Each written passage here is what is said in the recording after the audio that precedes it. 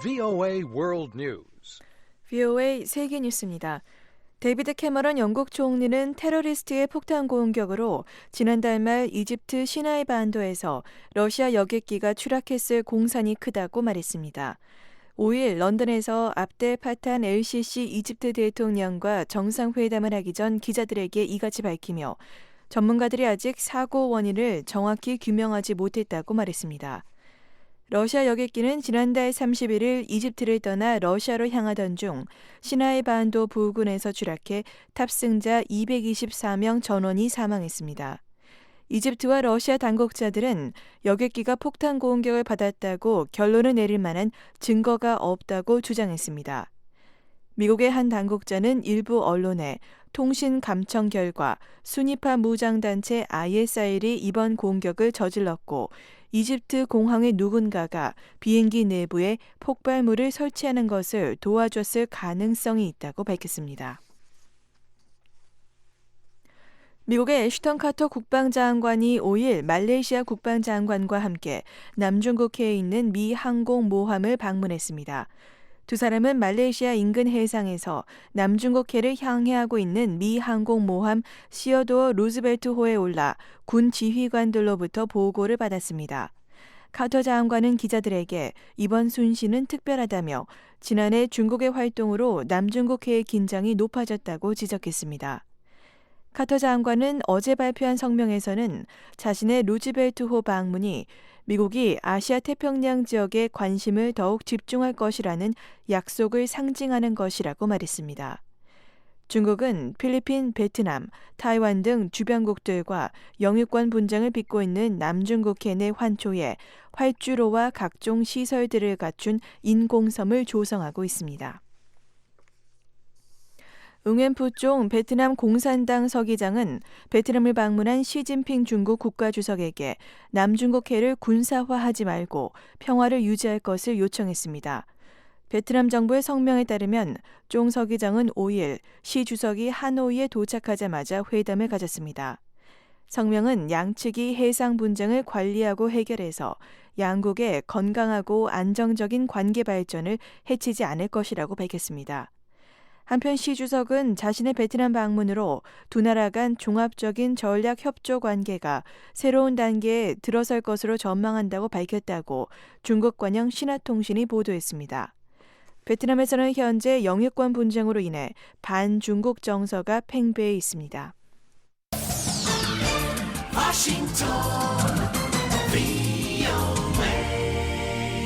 지금 여러분께서는 VOA 세계 뉴스를 듣고 계십니다.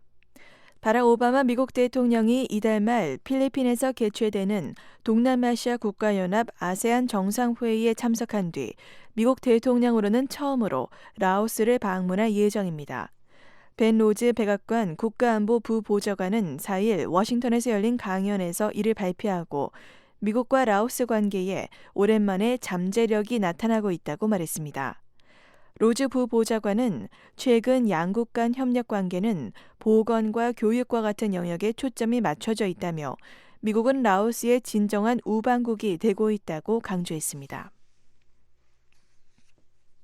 일본 정부 고위 당국자가 한국 정부에 일본군 위안부 문제 해결책을 제시할 것을 촉구했다고 일본의 교도통신이 보도했습니다. 하기우다 고이치 관방성 부장관은 5일 교도통신과의 인터뷰에서 일본군 위안부 문제의 진전을 위해서 한국 측에 구체적인 해결안 제시를 요구하겠다는 뜻을 밝혔습니다. 하기우다 부장관은 어떻게 해야 일본군 위안부 피해 여성들의 마음이 편해지고 양국 간 이해도를 넓힐 수 있을지 고민이라며 현재 공은 한국 측에 있다고 말했습니다. 하기우다 부장관은 또 문제 해결을 위해 예산을 지출할 가능성이 있냐는 물음에 그 문제를 포함해 구체적 방안들을 고심하고 있다며 여운을 남겼습니다. 하기우다 부장관은 그러면서 문제 해결을 위해서는 한국 측이 이를 다시 문제 삼지 않겠다는 자세가 반드시 필요하다고 강조했습니다.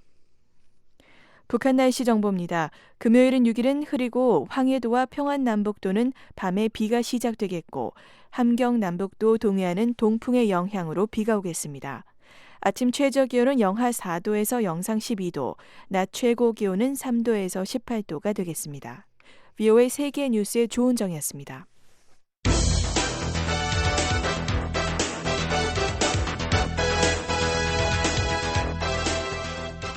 워싱턴 뉴스 광장.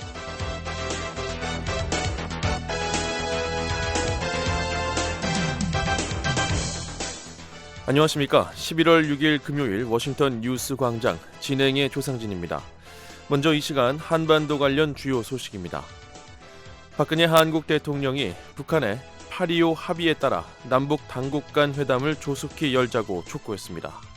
8.25 합의에서 밝힌 대로 남과 북의 상호 관심사와 한반도의 미래를 위한 논의들을 북한이 개성공단 관리위원회 부위원장을 비롯한 한국 국민 2명의 방북을 불허한 데 대해 한국 정부가 강한 유감을 표명했습니다.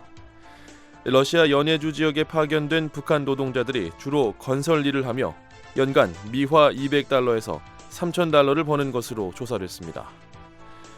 오늘 북한은 흐리고 황해도와 평안남북도는 밤에 비가 시작되겠으며 함경남북도 동해안은 동풍의 영향으로 비가 내리겠습니다. 아침 최저 기온은 영하 4도에서 영상 12도, 낮 최고 기온은 3도에서 18도가 되겠습니다. 바다의 물결은 동해 북부 먼바다에서 2에서 4m로 매우 높게 일겠고 그 밖의 해상에서는 0.5에서 3m로 일겠습니다. 워싱턴 뉴스 광장 오늘의 첫 소식입니다. 박근혜 한국 대통령은 북한의 8.25 합의에 따라 남북 당국 간 회담을 조속히 열자고 촉구했습니다. 또 남북 민간 교류를 확대하겠다는 의지도 밝혔습니다. 서울에서 김환영 기자가 보도합니다. 박근혜 한국 대통령은 5일 청와대에서 주재한 통일준비위원회 제6차 회의에서 북한의 남북 당국 간 회담 개최를 촉구했습니다. 박 대통령은 남북한 동질성을 확보하기 위해 지난 8.25 남북 고위급 합의를 통해 열린 남북한의 통로를 지속적으로 넓혀나가는 노력이 필요하다며 이같이 말했습니다. 8.25 합의에서 밝힌 대로 남과 북의 상호 관심사와 한반도의 미래를 위한 논의들을 하루속히 시작할 수 있기를 기대합니다. 남북한은 지난 8월 25일 고위 당국자 접촉에서 남북관계를 개선하기 위한 당국회담을 서울 또는 평양에서 이른 시일 내에 개최하기로 합의했습니다. 이후 8.25 합의사항 가운데 이산가족 상봉 행사 개최는 지난달 말 순조롭게 치러졌고 민간교류 활성화도 어느 정도 진전을 보이고 있지만 당국 간 회담은 아직 열리지 못하고 있습니다. 이산가족 상봉 행사가 끝난 뒤 당국 간 회담이 조만간 개최될 것이라는 기대가 있었지만 북한 측이 적극적인 태도를 보이지 않으면서 시기와 장소 등 구체적인 논의가 이루어지지 않고 있습니다. 박 대통령은 또 남북 민간 교류를 확대하겠다는 의지를 밝히며 이를 위한 당국 차원의 지원의 중요성을 강조하기도 했습니다.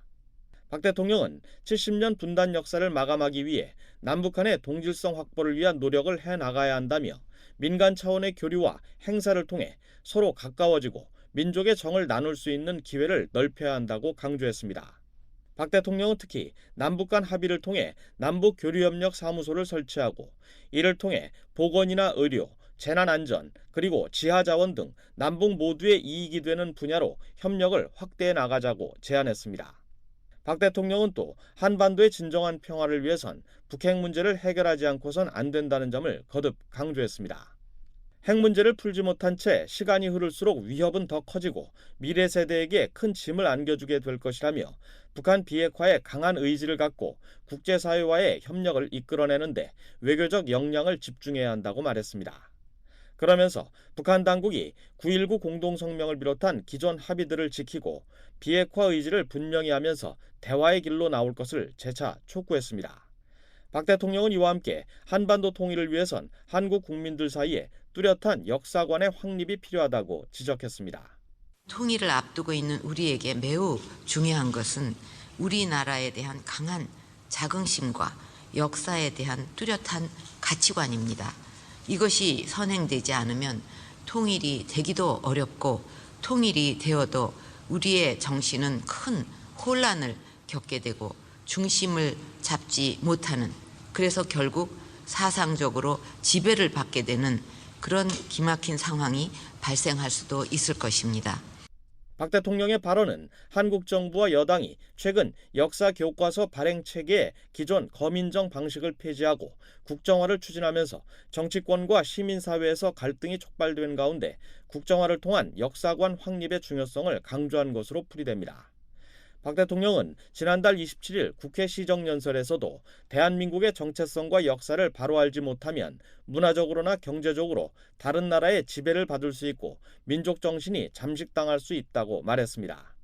박 대통령의 이런 이딴 발언들은 현행 검인정 체제 하의 역사 교과서들이 대한민국의 정통성을 훼손하고 북한 체제를 일부 옹호하는 이른바 좌편향 교과서라는 비판적 인식에서 비롯된 것이라는 관측입니다.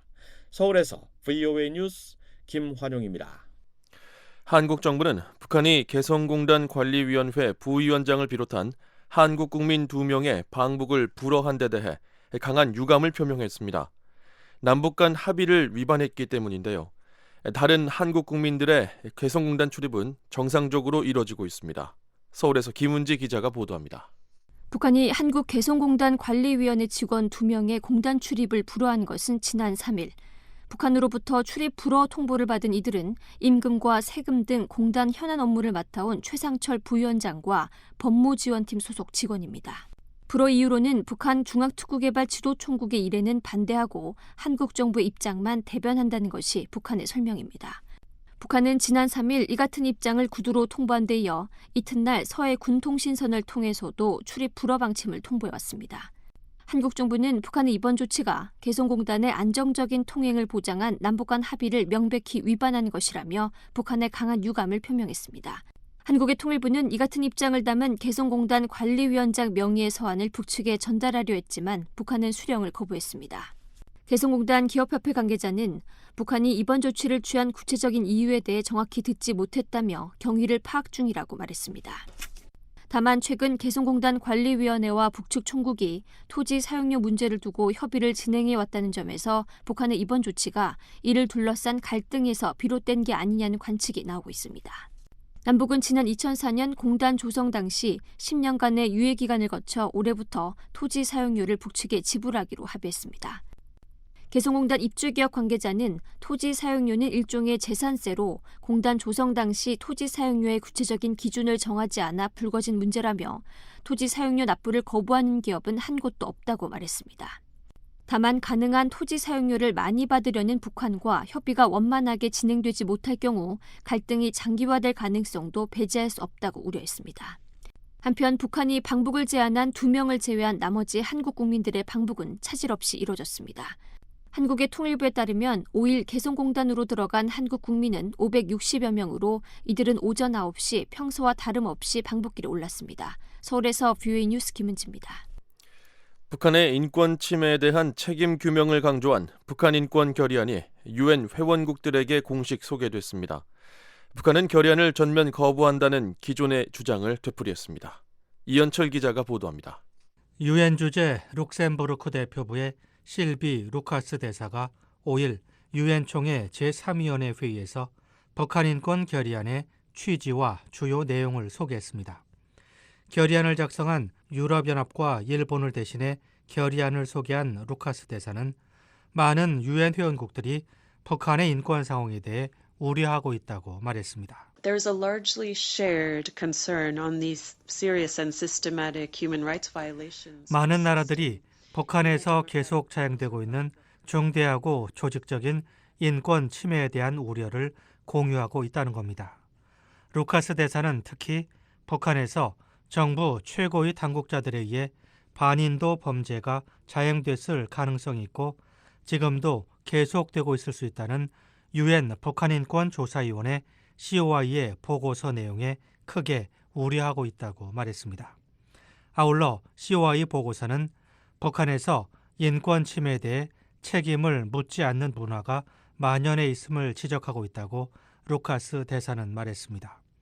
그러면서 올해 북한 인권 결의안은 북한의 인권 침해에 대한 책임 규명과 책임자 처벌을 강조하고 있다고 말했습니다. This present draft resolution therefore encourages the Security Council to take the needed 결의안은 안보리가 북한 상황을 국제형사재판소 ICC에 회부해 인권 침해 가해자들에게 책임을 묻는 데 필요한 조치를 취하도록 권고하고 있다는 겁니다.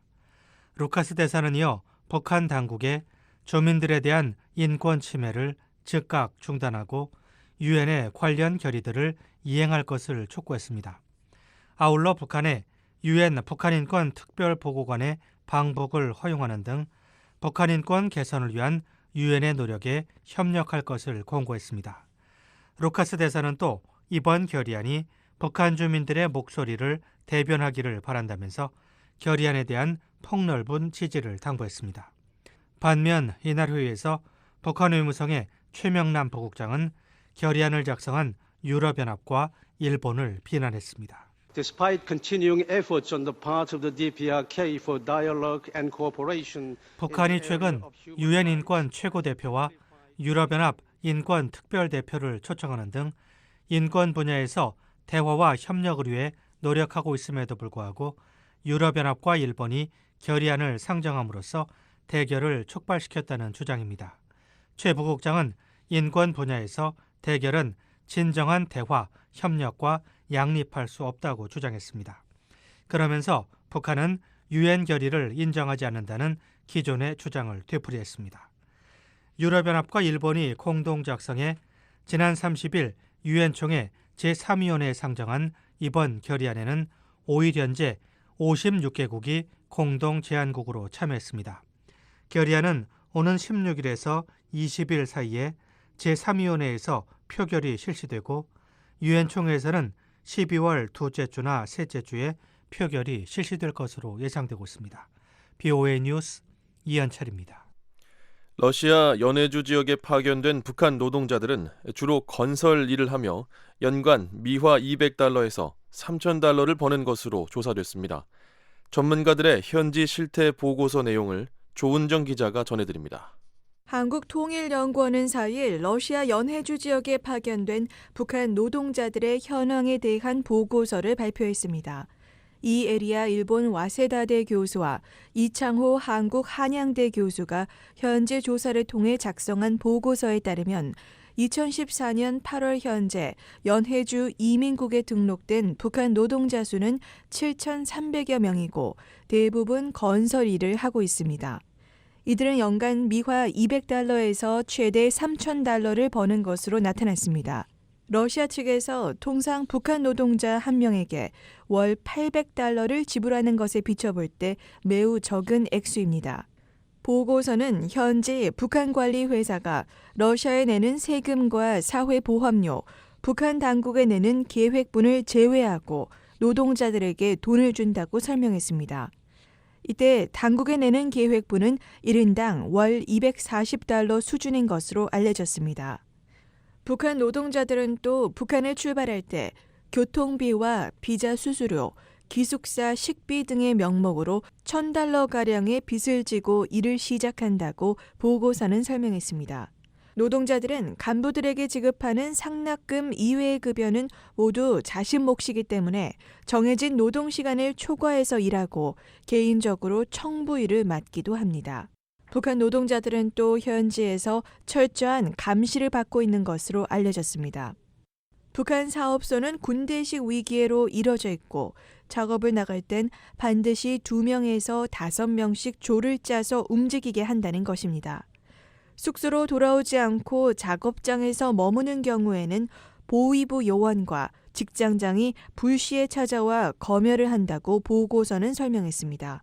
북한 노동자들은 대부분 러시아에 파견되기 위해서 큰 빚을 지고 왔기 때문에 이들은 본국 송환을 가장 두려워한다고 보고서는 밝혔습니다. 보고서는 하지만 본국 송환의 위협을 받거나 술과 도박에 빠지고 북한의 이념에 환멸을 느낀 일부 극히 예외적인 경우를 제외하고는 노동자들이 무작정 사업소를 이탈하는 경우가 많이 없다고 전했습니다. 건설 노동자들은 벌목공 등 단순 노동직보다 수입이 높고 가족들이 다 북한에 있기 때문에 탈북을 결심하기가 쉽지 않다는 것입니다. 보고서는 북한 노동자들이 일반적으로 러시아에 체류한 지 3개월에서 6개월만 되면 일감을 찾는 요령뿐 아니라 인터넷과 TV 등을 통해서 외부 세계, 자본주의 세계를 전반적으로 파악하게 되며 수익을 올리기 위해 적극적으로 노력한다고 분석했습니다. 또 북한으로 돌아간 노동자들은 귀국 후 신분 상승 혹은 세탁을 통해 다시 러시아로 돌아온다고 보고서는 전했습니다. 보고서는 현재까지는 러시아 관리들이 북한의 특수성을 감안해 노동자들의 인권 침해 사례를 눈감아주고 있다고 밝혔습니다. 하지만 앞으로 러시아가 국제사회와 공조해야 하는 사업이 늘면서 결국 북한 노동자의 인권 문제가 큰 국제적인 쟁점으로 부각될 가능성이 크다고 지적했습니다. 또한 현재 우즈베키스탄, 베트남, 중국 등 외국인 노동자들이 늘어서 경쟁이 치열해지고 있기 때문에 북한 노동자들이 노동시장에서 우위를 지키기 힘든 실정이라고 지적했습니다. 보고서는 따라서 북한 당국이 국제사회 기준에 부합하는 노동자 파견 정책을 수립하고 노동자들의 기본권을 점차 개선해야 한다고 제안했습니다. VOA 뉴스 조은정입니다.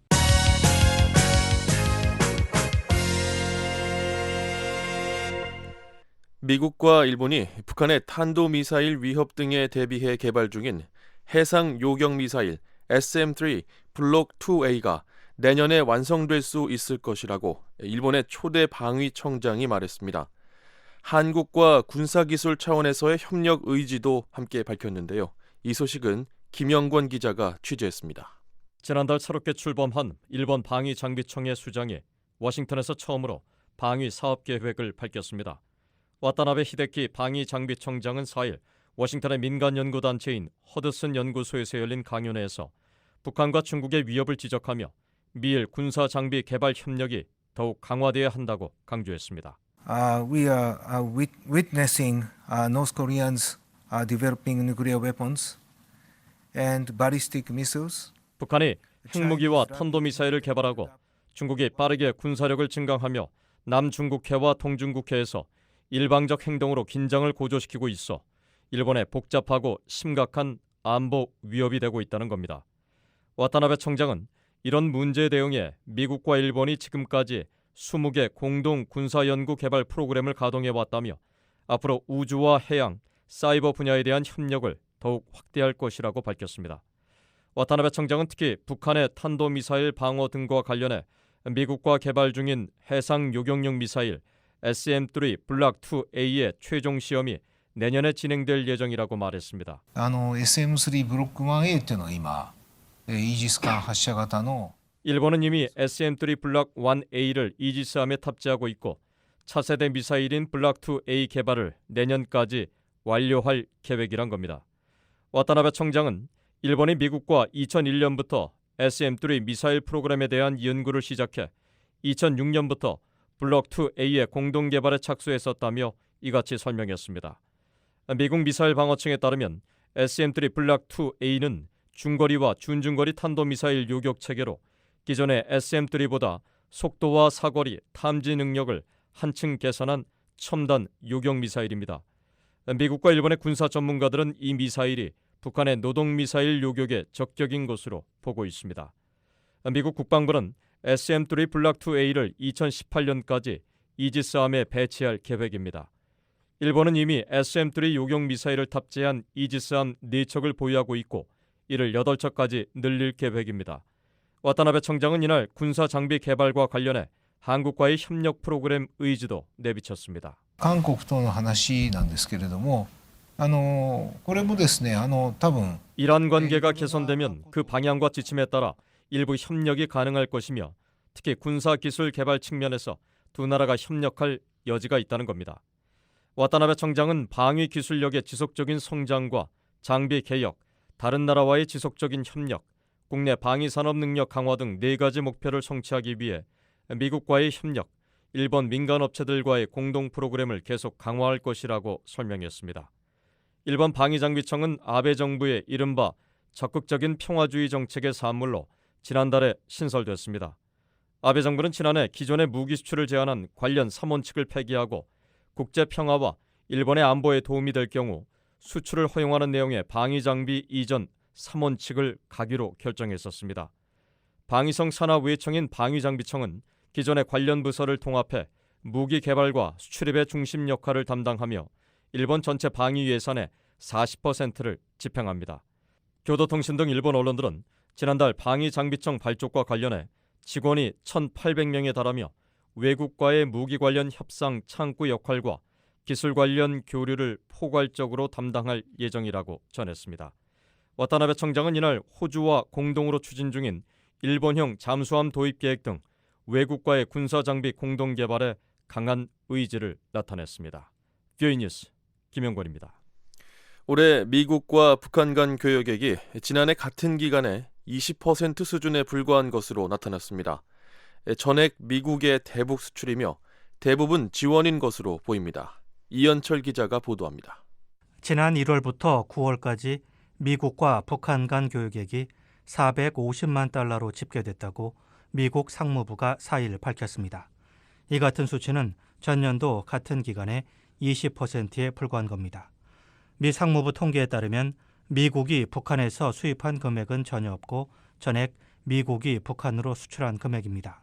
또한 9월까지 미국의 대북 수출액 가운데 거의 대부분은 대북 지원을 위한 것으로 보입니다. 총 450만 달러 가운데 85%가 넘는 383만 달러가 민간기구가 구호 또는 자선으로 제공한 지원 품목으로 분류되어 있습니다. 이 밖에 기타 식품이 45만 달러, 전자제품이 10만 달러, 닭 등 가금류 수출이 5만 6천 달러를 차지했습니다. 미국 정부는 대북 제재 일환으로 식량과 의약품 등 인도적 물품을 제외한 모든 물품의 대북 수출과 수입을 원칙적으로 금지하고 있으며 필요할 경우 허가를 받도록 하고 있습니다. BOA 뉴스 이현철입니다.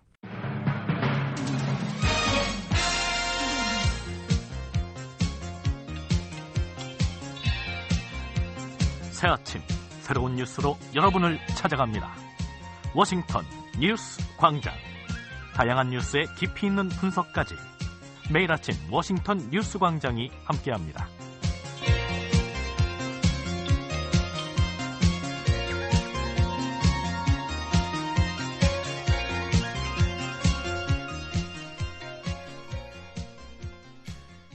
미국 뉴욕의 맨하튼 한복판에 북한의 인권 범죄를 고발하는 광고판이 세워졌습니다. 북한 반인도 범죄 철폐국제연대 ICNK 권은경 사무국장을 노시창 기자가 인터뷰했습니다. 안녕하십니까?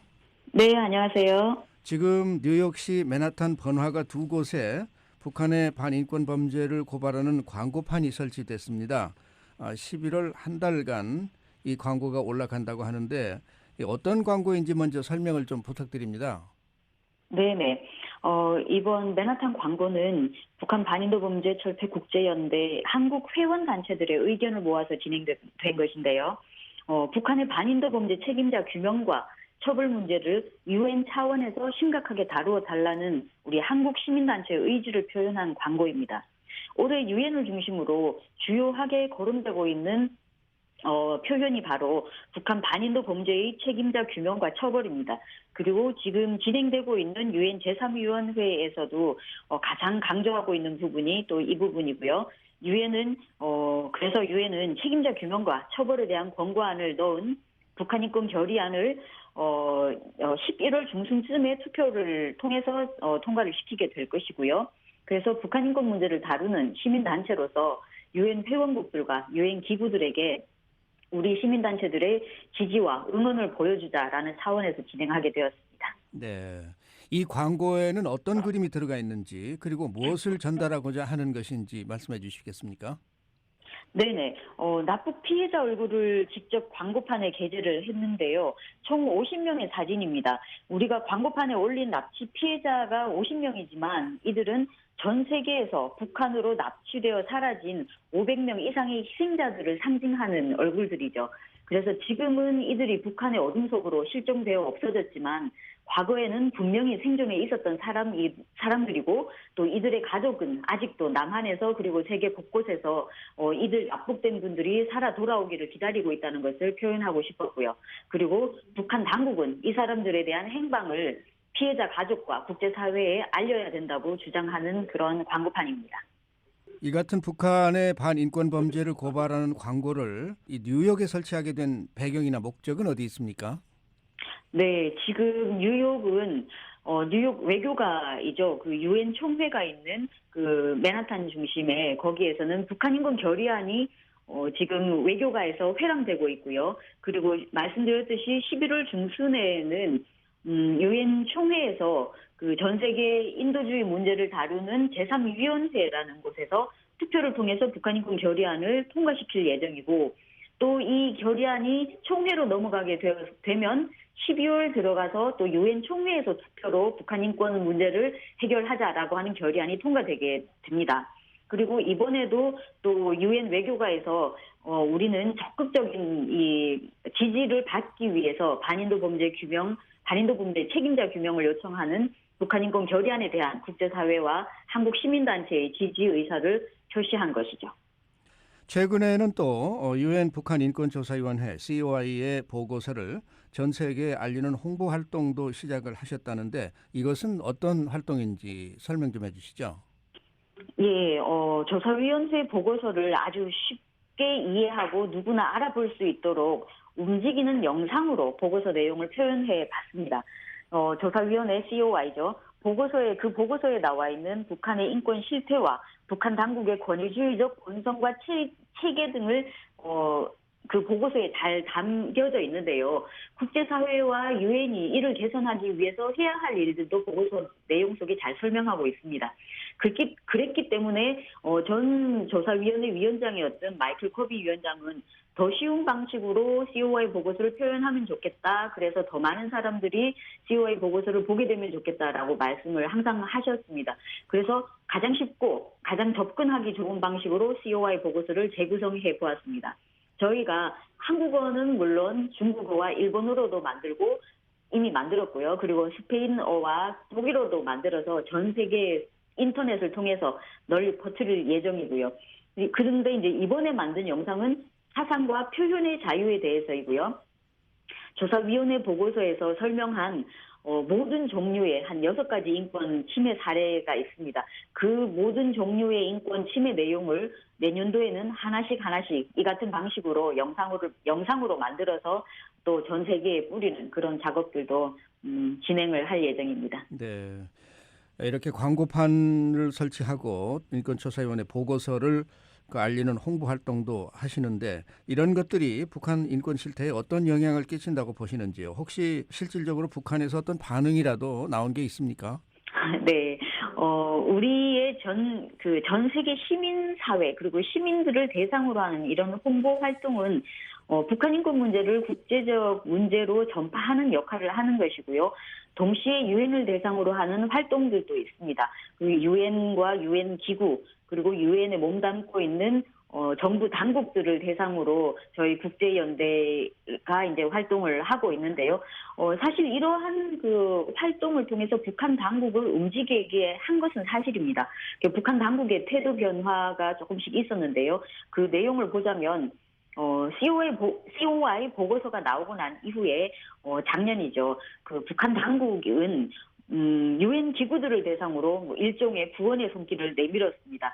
2013년부터 활동하던 북한 인권 특별보고관을 북한 당국은 지난해까지 그 존재 자체를 완전히 무시해 왔는데요. 하지만 보고서가 나오고 난 뒤에 작년 10월이죠. 유엔 총회 기간에는 특별보고관에게 북한이 현지 초청을 제안을 했고요. 근데 이제 조건이 있었죠. 반인도 범죄 철폐라는 그 문구, 반인도 범죄 그리고 그 책임자가 최고위층에 있다라는 그 문구를 북한 인권 결의안에서 삭제하라는 그런 요구 조건이 있었습니다. 그랬기 때문에 유엔 차원에서는 그런 요구를 받아들이지 못했던 거죠. 그런 반응도 있었고 또 실질적으로 그 당시쯤 해서 북한의 15호 정치범 수용소죠. 15호 관리소가 허물어진 사실이 위성 사진으로도 확인이 됐습니다. 물론 이제 북한 당국이 수감자들의 행방도 밝혀야 되고 하지만 수용소 자체가 축소되었다는 것은 사실입니다.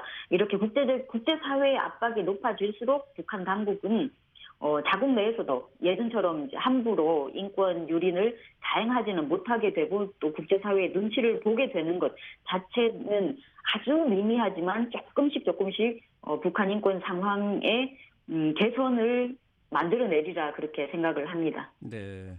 11월과 12월 중에 유엔 차원에서 북한 인권 결의안은 물론이고 북한 내 반인도 범죄가 논의될 전망인데요. 이와 관련해서 앞으로의 활동 계획이 있다면 어떤 것이 있습니까? 네, 작년에 북한 인권 결의안에 기권이나 반대 투표를 했던 국가들을 대상으로 올해 투표할 때는 이제 반대했다면 기권이라도 아니면 기권했던 국가들에게는 찬성을 요청하는 그런 요청하는 편지를 보낼 예정입니다. 네. 그래서 북한의 실상을 알리면서 이를 개선하는 우리 활동에 조금이라도 지지를 보내달라 그런 내용의 편지인데요.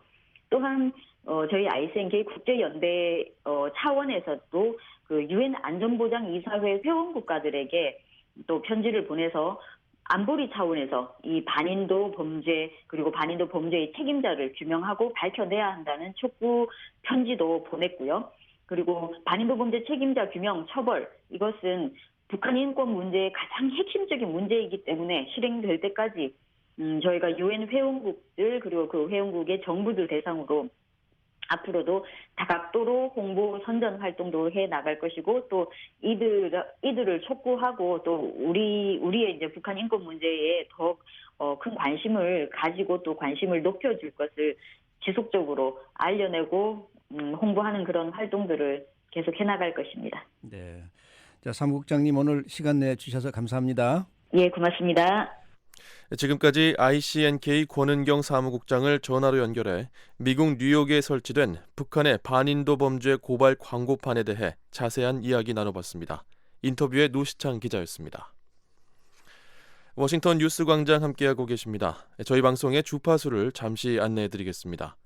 VOA 한국어 방송은 한반도 시간으로 아침과 저녁 두 차례 방송해드리고 있는데요. VOA 아침 방송은 한반도 시간으로 매일 아침 3시 30분부터 5시 30분까지 2시간 동안 단파 5875, 7365, 7485kHz로 보내드리고 있습니다. 저녁 방송은 한반도 시간으로 매일 저녁 7시 30분부터 11시 30분까지 4시간 동안 중파와 단파를 통해 보내드리고 있습니다. 중파는 1188kHz로 저녁 7시 30분부터 11시 30분까지 4시간 동안 보내드립니다. 단파는 7460, 11990kHz로 저녁 8시 30분부터 11시 30분까지 3시간 동안 보내드립니다. 또 저녁 8시 30분부터 9시 30분까지는 단파 9490kHz, 또 밤 9시 30분부터 11시 30분까지는 11935kHz로 들으실 수 있습니다. 또한 저희 방송은 인터넷으로 언제든지 청취하실 수 있습니다. 저희 방송을 다시 듣기 원하시는 분은 인터넷 웹사이트 주소 www.voakorea.com으로 접속하시면 됩니다. 여러분의 많은 애청 부탁드립니다.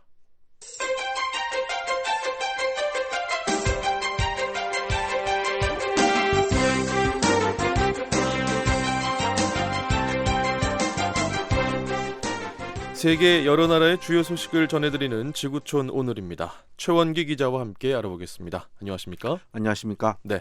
자, 오늘 어떤 소식들 준비되어 있나요? 이집트에서 추락한 러시아의 여객기가 ISR에 폭탄 테러를 당했을 가능성이 크다고 미국 정부 관계자가 밝혔습니다. 시진핑 중국 국가주석이 베트남을 방문했습니다.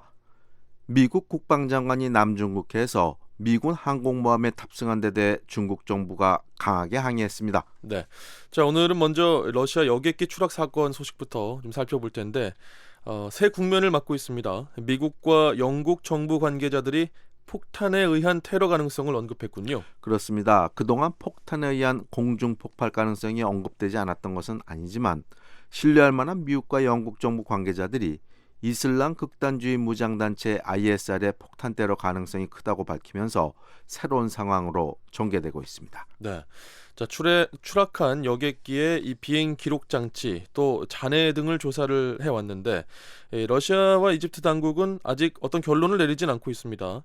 그런데 미국과 영국은 폭탄에 의한 테러 가능성이 있다 이렇게 보고 있는 거죠. 미국 정부 관계자는 중동에 순입한 무장 세력 ISR 내부 통신을 감청한 내용 등을 바탕으로 ISIL이나 또는 추종 세력이 여객기에 설치한 폭탄으로 문제의 비행기가 추락했을 가능성이 크다고 밝혔습니다. 이와 관련 필립 해먼드 영국 외무장관도 러시아 여객기가 기체에 실려있던 폭발물 때문에 추락했을 가능성이 크다고 발표했습니다. 하지만 구체적으로 어떤 정보를 바탕으로 하고 있는지는 밝히지 않았습니다. 네, 그동안 알려진 여객기의 추락의 정황도 이 폭탄에 의한 폭발 가능성을 뒷받침하고 있는 건가요? 그런 구체적인 증거가 나온 것은 아니지만 그럴 가능성을 배제할 수 없는 상황인데요. 지난달 31일 이집트 휴양지 샤롬 엘 셰이크에서 러시아의 상트 페테스부르크로 향하던 러시아 여객기는 승객과 승무원 224명을 태우고 이륙한 지 20여 분 만에 이집트 북부 상공에서 갑자기 추락했습니다. 당시 레이더에서 사라진 후 속도와 고도가 급격히 떨어진 후 추락했는데요. 당시 주변을 관찰하던 미 군용 위성에 폭발이나 화재 등으로 인한 강한 열이 순간적으로 관측됐고요. 여객기 잔해도 수 킬로미터에 걸친 넓은 지역에 떨어져 있어서 공중에서 분해된 후 추락한 것으로 보입니다. 앞서 이 조종실 음성 기록 장치에서도 비정상적인 소음이 들렸다는 발표가 있었는데요. 이건 어떻습니까? 그렇습니다. 러시아 언론이 추락 직전 조종실에서 비정상적이고 다급한 소음이 녹음됐다고 보도했는데요. 하지만 조종사는 주변의 관제소에 비상 호출은 하지 못했습니다. 따라서 여객기가 추락하기 직전에 매우 짧은 순간에 예상하지 못한 일이 벌어졌을 가능성이 제기됐었는데요. 이는 조종사가 미리 알아챌 수 있는 예를 들어서 기계적 결함이 아니라 폭탄이나 아니면 엔진 폭발 같은 급박한 상황이 벌어졌을 수 있다는 추측을 갖게 하고 있습니다. 아직 확실한 건 아니지만 만약에 폭탄에 의한 폭발이라면 누군가 미리 여객기에 폭탄을 설치했다는 얘기가 되는 건가요? 이번에 여객기 추락으로 사망한 승무원과 승객 224명은 대부분 이집트 휴양지에서 휴가를 보내고 귀국하던 러시아인들이었습니다. 따라서 탑승자들은 ISR과 연계됐을 가능성이 낮고요. 또 공항이나 여객기 정비업체 직원 중 누군가가 폭탄을 설치했을 가능성이 있다는 얘기입니다. 이집트 현지 공항은 2001년 9.11 테러 이후 보안 검색이 크게 강화된 서방 공항들에 비해서는 아직 보안 수준이 낮은 것으로 알려졌습니다. 네. 자, 러시아 여객기가 폭탄 테러로 추락했을 가능성이 높다는 미국과 영국 정부 관계자들의 언급에 대해서 러시아와 이집트 정부는 어떤 반응을 보이고 있습니까? 성급한 결론을 내려서는 안 된다고 경계하고 있습니다. 러시아와 이집트는 여객기를 제작한 독일과 프랑스 전문가 등과 함께 추락 원인을 조사 중인데요. 이와 관련한 샤메 쇼크리 이집트 외무장관은 영국 정부의 발표에 놀랐다면서 이는 성급한 언급이라고 말했습니다. 그러면서 현재 조사가 진행 중이며 폭탄 테러에 의한 주장은 가설일 뿐이라고 말했습니다. 네. 자, 하지만 영국 정부는 추락한 러시아 여객기가 이륙했던 이집트 공항에서 자국 항공편 운항을 전면 중단하는 실질적인 조치를 취했다는 보도도 나왔는데요. 그렇습니다. 영국 정부는 이집트의 샤롬 엘 셰이크 공항에서 자국, 그러니까 영국을 오가는 모든 항공편 운항을 임시 중단한다고 발표했는데요. 러시아 여객기가 폭발물에 의해 추락했을 가능성이 크기 때문에 그런 조치를 취했다고 밝혔습니다. 이런 가운데 이집트의 압돌 파타 엘시시 대통령이 5일 영국을 방문해 데이비드 캐머런 영국 총리와 정상회담을 갖는데요. 이번 정상회담은 사전에 예정된 것이지만 러시아 여객기 추락과 이에 대한 대응 조치가 주요 의제로 다뤄질 것으로 보입니다. 네. 자, 앞서 ISIL 지부를 자처하는 이집트 시나이 반도의 무장 세력이 여객기 추락 직후에 자신들이 한 짓이다, 자신들의 소행이다라고 주장을 했었는데 그 이후로 추가로 주장하고 있는 내용은 없습니까? ISR이 5일 새로운 동영상을 공개했습니다. 러시아의 블라디미르 푸틴 대통령을 돼지 이렇게 지칭하면서 여객기 테러는 러시아군의 시리아 공습에 대한 대가라고 주장했습니다. 하지만 ISR은 아직까지 이번 여객기 추락이 자신들의 소행이라는 확실한 증거는 제시하지 않고 있습니다. 러시아 정부에서는 새로운 발표가 없었나요? 이번에 추락한 에어버스 A321과 같은 기종의 운항을 전면 중단하고 긴급 안전 점검을 벌일 것이라고 밝혔는데요.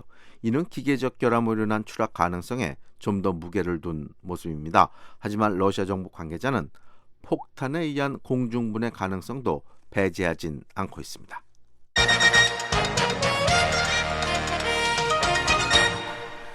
지구촌 오늘 함께하고 계십니다. 자, 이번엔 아시아로 가보겠습니다. 시진핑 중국 국가주석이 베트남을 국빈 방문했군요. 네, 지난해부터 남중국해 영유권 분쟁을 둘러싼 양국 갈등이 고조된 가운데 이번 방문이 이루어졌는데요. 시진핑 주석은 5일 베트남에 도착해 국빈 방문에 걸맞는 성대한 환영을 받았습니다.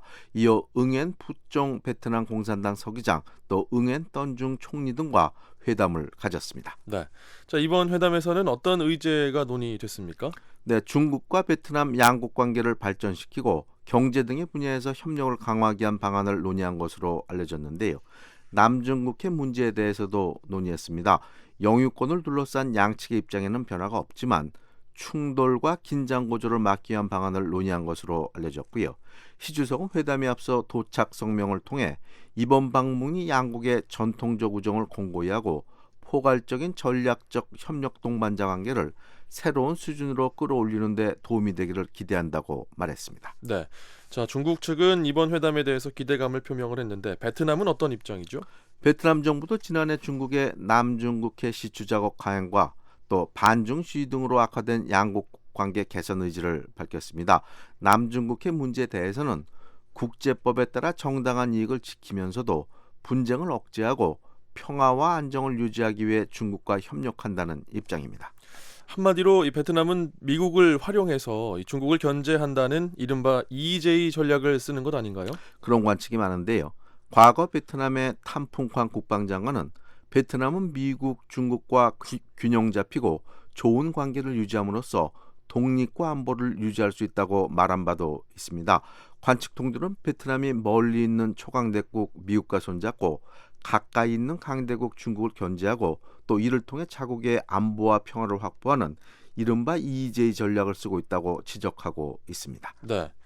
자, 중국 측의 입장에서 보면 이 시진핑 주석의 이번 방문이 동남아시아에서 미국의 영향력을 견제하기 위한 의도도 담고 있다, 이런 분석도 있던데요. 시진핑 주석은 이번 베트남 방문에 이어 싱가포르를 방문하는데요. 베트남은 개혁 조치 이후 미국과의 관계를 개선하고 경제 등 다양한 분야의 협력을 확대해왔습니다. 특히 남중국해를 둘러싼 중국과의 갈등이 고조되면서 미국과의 군사적 협력도 늘려왔는데요. 미국에서 무기를 장착한 경비정을 수입하고 미군과의 합동 군사훈련도 실시했습니다. 미국도 아시아를 중시하는 정책을 펴면서 아시아 국가들과의 협력을 적극적으로 나서고 있는데요. 이런 가운데 시진핑 주석의 베트남 방문이 이루어진 겁니다. 네. 자, 그런데 베트남 내에서는 여전히 중국에 대한 반감이 있는 것 같습니다. 이제 오늘 시 주석의 방문에 항의하는 시위가 열렸다고요? 네, 베트남의 수도 하노이에 있는 중국 대사관 앞에서 수십 명의 시위대가 시진핑 주석의 방문에 반대하는 시위를 벌이다가 경찰에 의해 해산되고 일부는 연행된 것으로 알려졌습니다. 지난해 베트남에서는 영유권 갈등으로 인한 대규모 반중 시위가 벌어졌고요. 또 이것이 폭력 사태로 번지면서 사망자까지 나왔는데요. 당시 시위대가 중국계로 보이는 공장을 공격하고 또 불을 지르면서 사망자가 발생했었습니다. 계속해서 남중국해 관련 소식 살펴보겠습니다. 미 국방장관이 예고한 대로 남중국해에서 항해 중인 미군 항공모함에 탑승을 했는데 중국이 강하게 반발했다고요? 그렇습니다. 애쉬턴 카터 미국 국방장관이 말레이시아를 방문 중인데요. 아세안 확대 국방장관 회의에 참석한 데 이어 5일 히사무딘 후세인 말레이시아 국방장관과 함께 남중국해에서 항해 중인 미군의 핵추진 항공모함 시어도 루즈벨트호에 탑승했습니다. 두 장관은 말레이시아 시바에서 미군의 수직 이착륙 수송기 즉 오스프리를 타고 30분 정도 남중국해 상공을 비행해서 항공모함에 도착했습니다. 네, 자 카터 장관이 항공모함을 방문한 계기는 뭘까요?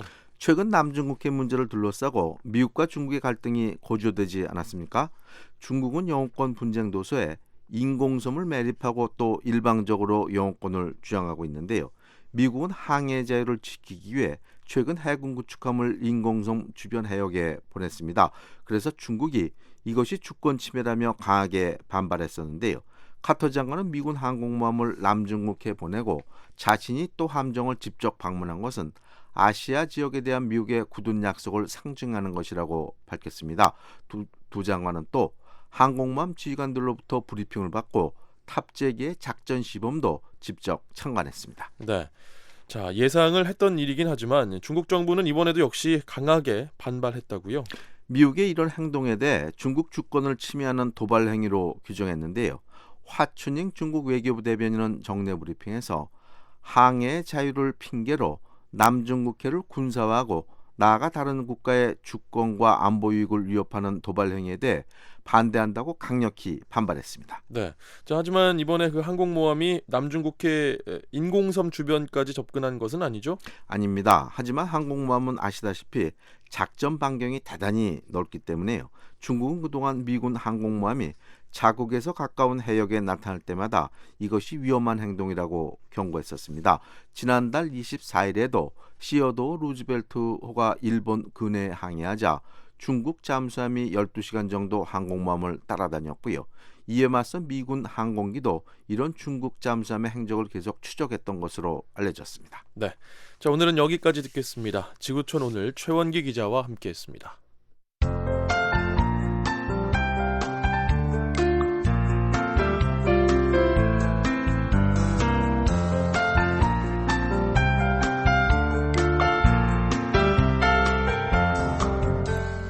한국기상청 제공 북한 날씨 전해드립니다. 오늘 북한은 흐리고 황해도와 평안 남북도는 밤에 비가 시작되겠으며 함경 남북도 동해안은 동풍의 영향으로 비가 오겠습니다. 아침 최저 기온은 영하 4도에서 영상 12도, 낮 최고 기온은 3도에서 18도가 되겠습니다. 바다의 물결은 동해 북부 먼바다에서 2에서 4m로 매우 높게 일겠고 그 밖의 해상에서는 0.5에서 3m로 일겠습니다. 이어서 지역별 날씨입니다.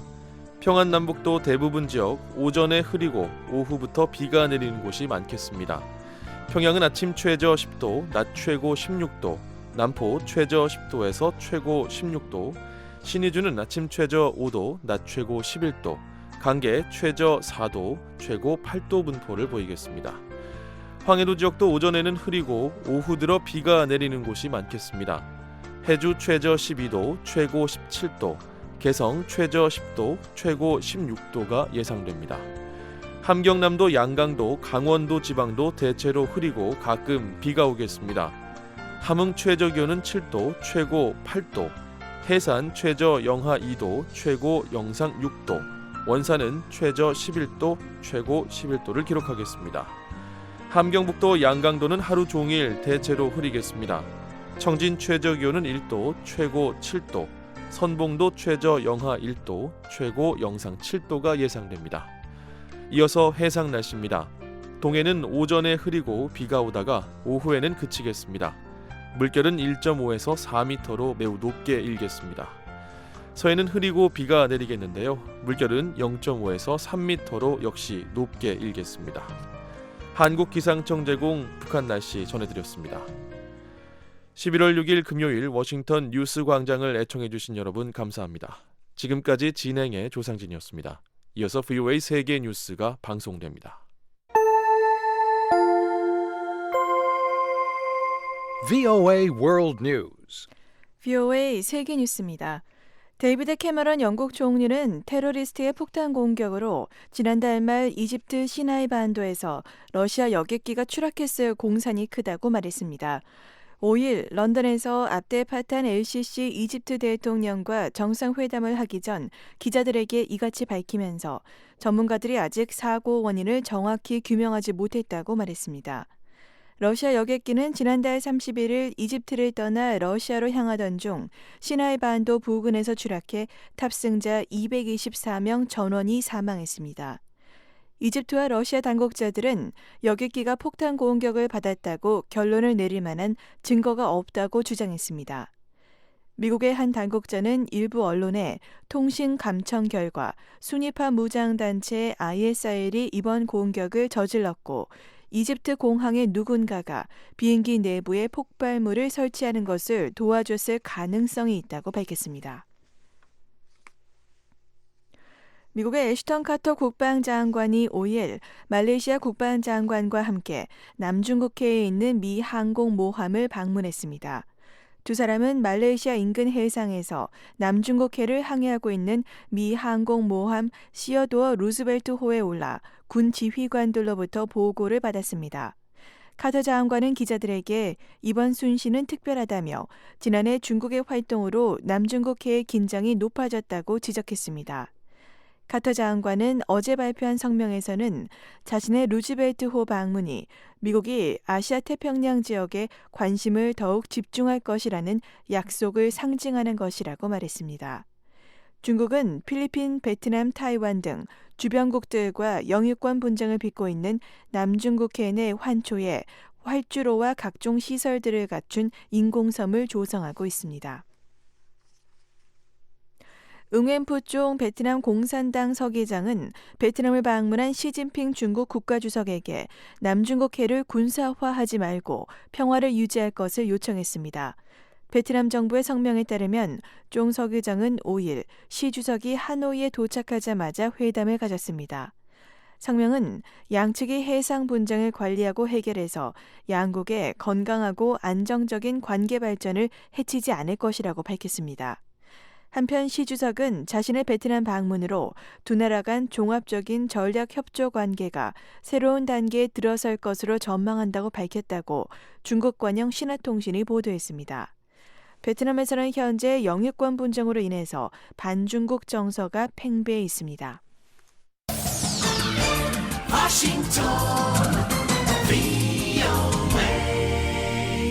지금 여러분께서는 VOA 세계 뉴스를 듣고 계십니다. 바락 오바마 미국 대통령이 이달 말 필리핀에서 개최되는 동남아시아 국가연합 아세안 정상회의에 참석한 뒤 미국 대통령으로는 처음으로 라오스를 방문할 예정입니다. 벤 로즈 백악관 국가안보 부보좌관은 4일 워싱턴에서 열린 강연에서 이를 발표하고 미국과 라오스 관계에 오랜만에 잠재력이 나타나고 있다고 말했습니다. 로즈 부보좌관은 최근 양국 간 협력 관계는 보건과 교육과 같은 영역에 초점이 맞춰져 있다며 미국은 라오스의 진정한 우방국이 되고 있다고 강조했습니다. 로즈 부보좌관은 특히 미국의 국제 청년 지도자 양성 사업이 최근 동남아시아 국가들로 확대됐다며 이 같은 교류 사업들로 인해서 과거 베트남 전쟁 이후 존재했던 양국 간 오랜 편견이 바뀌고 있다고 설명했습니다. 일본 정부 고위 당국자가 한국 정부에 일본군 위안부 문제 해결책을 제시할 것을 촉구했다고 일본의 교도통신이 보도했습니다. 하기우다 고이치 관방성 부장관은 5일 교도통신과의 인터뷰에서 일본군 위안부 문제의 진전을 위해 한국 측에 구체적인 해결안 제시를 요구하겠다는 뜻을 밝혔습니다. 하기우다 부장관은 어떻게 해야 일본군 위안부 피해 여성들의 마음이 편해지고 양국 간 이해도를 넓힐 수 있을지 고민이라며 현재 공은 한국 측에 있다고 말했습니다.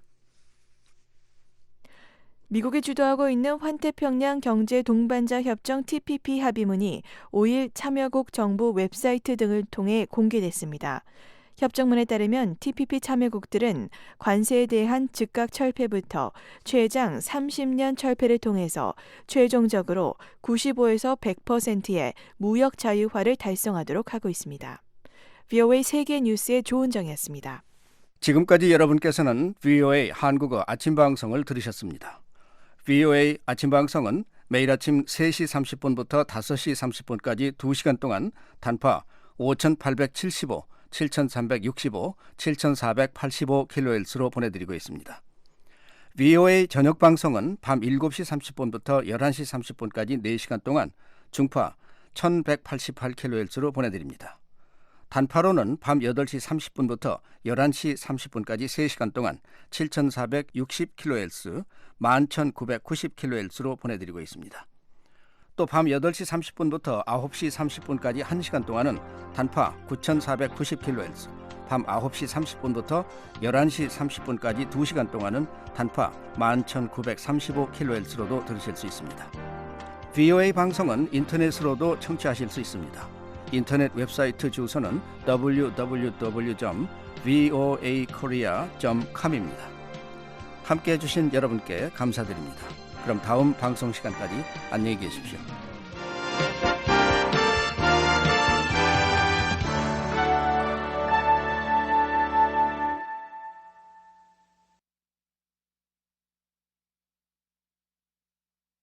This program has come to you from the Voice of America, Washington.